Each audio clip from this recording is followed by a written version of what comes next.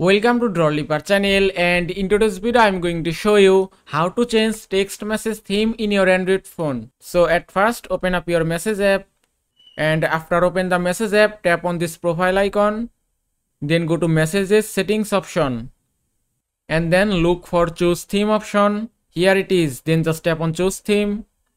Now from here you can change your text message theme. Here you can see three options: light, dark and system default. And you can choose any option as you want. If I select dark and then tap on OK, and it's done. Now if you go back and then open any conversation, now here you can see in my phone text message theme has been changed successfully. If you want to set light theme again, just go to same settings again and then select light, then tap on OK, and you can see it's changed successfully. And that is how you can change text message theme in your Android phone. I hope this video was helpful. If it was, please give it a thumbs up and don't forget to subscribe.